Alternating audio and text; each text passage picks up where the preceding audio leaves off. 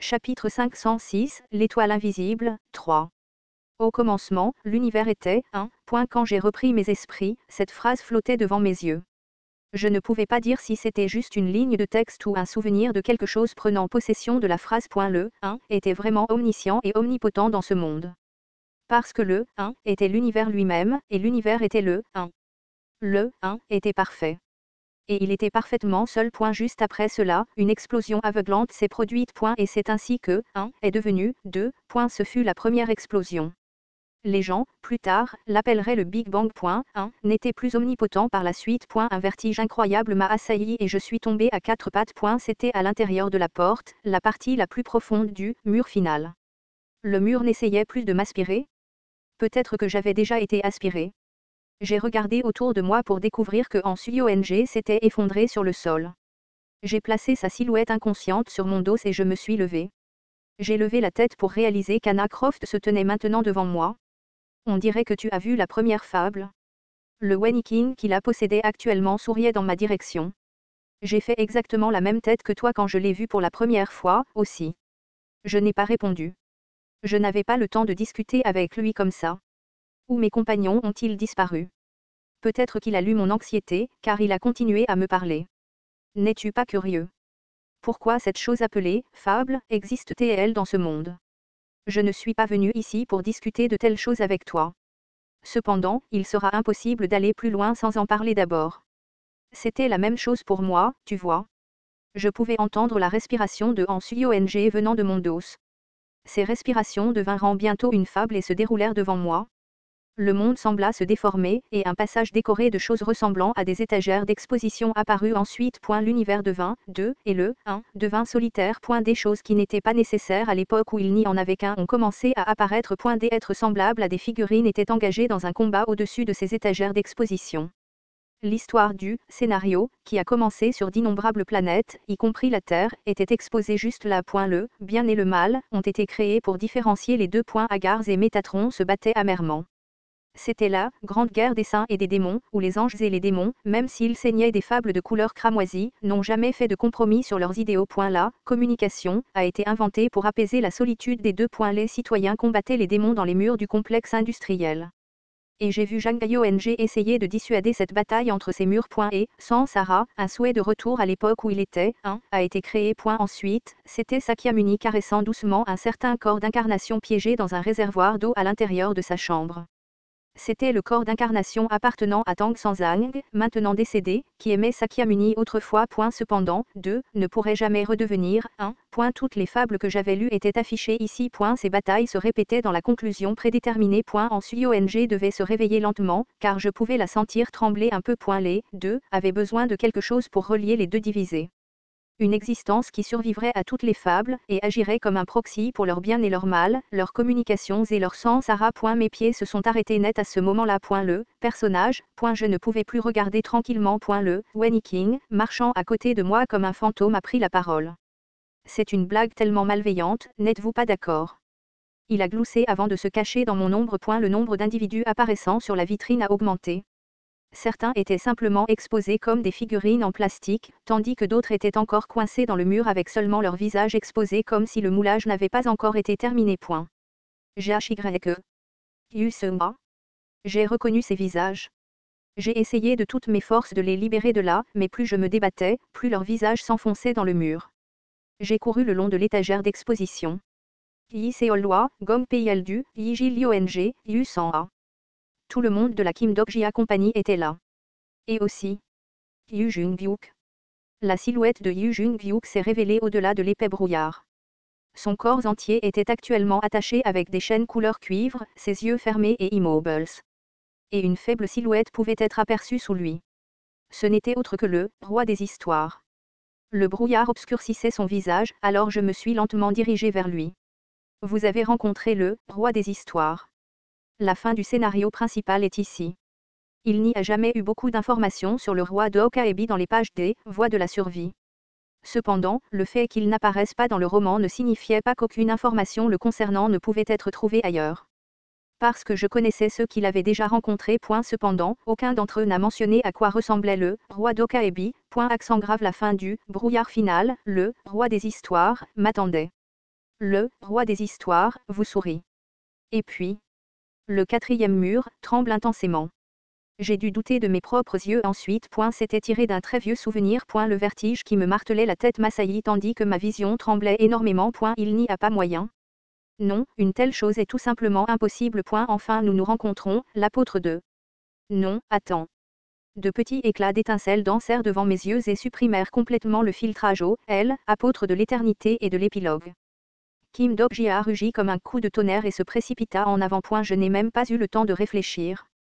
Je l'ai attrapé par la peau du cou. Je voulais l'étouffer à mort ici et maintenant, mais pour une raison quelconque, mes mains ne m'écoutaient pas. Cet homme était grand. Il regardait toujours son fils d'en haut. Cet homme, il ne pouvait pas être ici. L'homme au visage toujours rouge. Toujours ivre, et à cause de cela, le fils n'a jamais vraiment croisé le regard de cet homme. Non, le fils a prié pour que leurs regards ne se rencontrent jamais. Dok-jia. Kim Dok-jia. Le monde se transformerait en cauchemar si leurs regards se croisaient. C'est pourquoi j'ai vraiment trouvé un nom splendide pour toi, n'est-ce pas? Chuchuchuchuchu. J'ai lancé un coup de poing de toutes mes forces. Sa taille qui semblait si grande à l'époque était maintenant à peu près la même. Le temps semblait ralentir. Ses veines saillantes ne servaient qu'à le faire paraître émacié. À la place. Chuchuchuchu, le fils pensait qu'il pouvait gagner maintenant.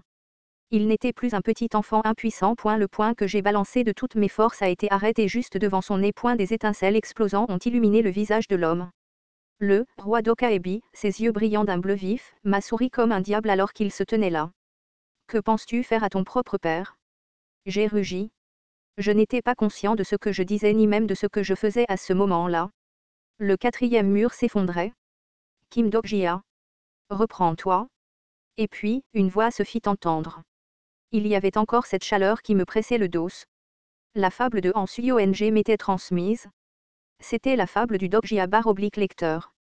L'histoire qui me protégeait. Le quatrième mur. Que fais-tu? Réveille-toi. Le quatrième mur est fortement revitalisé. Le quatrième mur devient aussi épais qu'une forteresse imprenable. C'est alors que l'expression du roi d'Okaebi a changé. Tu me gênes?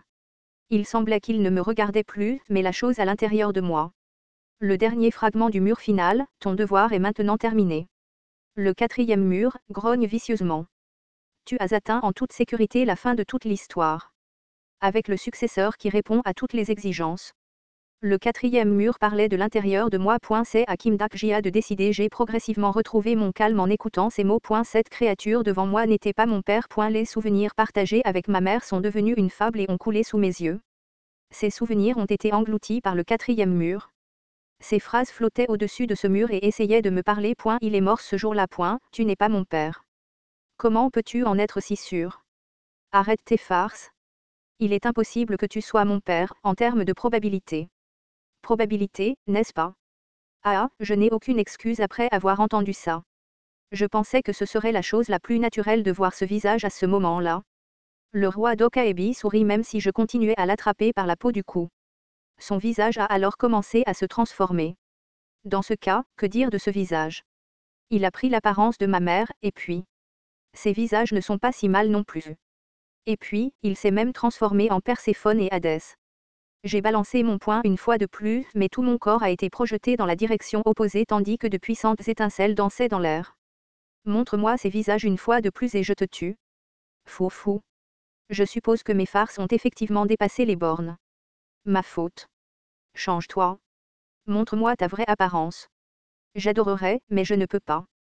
J'ai déjà oublié à quoi ressemble ma vraie apparence il y a longtemps. J'ai vécu ma vie en tant qu'être bien trop différent, voyez-vous. Il a conservé l'apparence d'Hadès et a lentement cligné des yeux. Quand il l'a fait, des fables ont commencé à fuir derrière lui. Fables qui m'étaient quelque peu familières. Ce jour-là, le plus ancien démon du monde s'éleva avec crainte. J'étais autrefois le roi d'un monde démoniaque. Tous les archanges d'Éden l'adoraient sans cesse. J'étais aussi le messie des archanges. De la sueur froide coulait dans mon dos. Ces fables, c'étaient des histoires que j'avais déjà entendues. Le grand roi démon disparu, le messie d'Éden, j'ai également senti qu'il fondait des fables d'autres nébuleuses de niveau mythique. Pangu de empereur, Cronos de Olympe.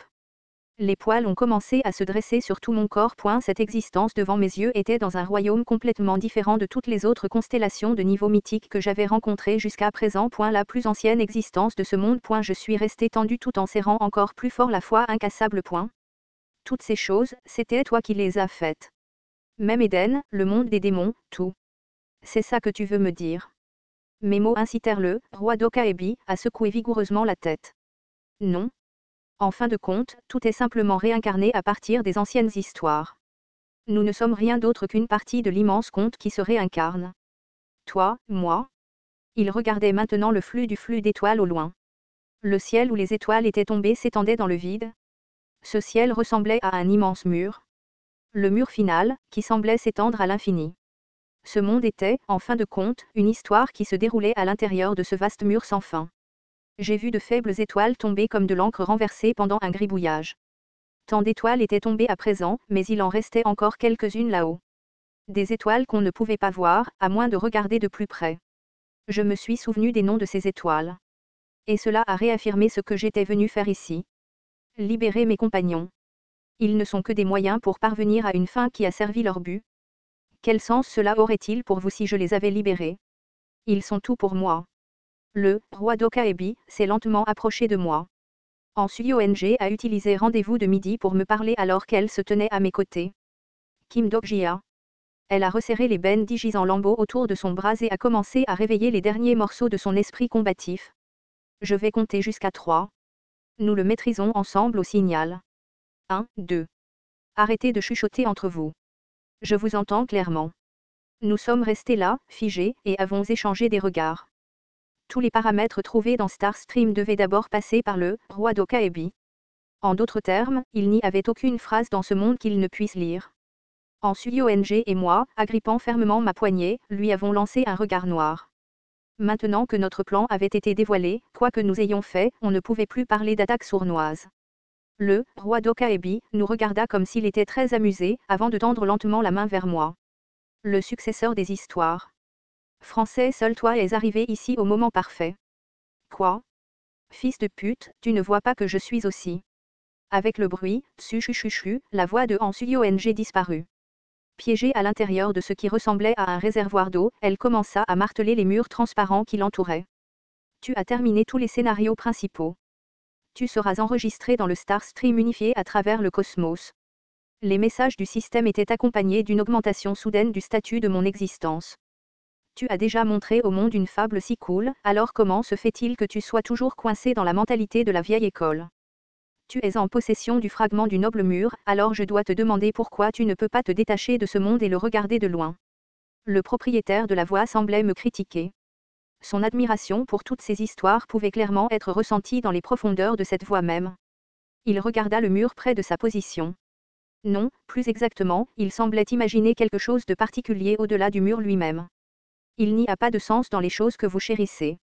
Ce monde est simplement une histoire dédiée à la grande et noble existence. Tout dans ce monde n'est rien de plus qu'un rêve éveillé fugace de la noble existence. Le rêve éveillé de la grande et noble existence, n'est-ce pas? Le mur final enregistre-t-il les rêves de cette existence? Correct. J'ai compris qui était cette existence. L'instigateur de toutes ces tragédies. Je me suis souvenu de la première fable que j'avais entendue en entrant dans cet endroit. L'univers au commencement était un. Le premier, un. L'existence qui a fait régresser Yu Jung-byuk et a également donné naissance à tous les mythes de ce monde. Est-ce que ce bâtard est ILS 123? Épisode 97. L'étoile qu'on ne peut pas voir, 3, fin.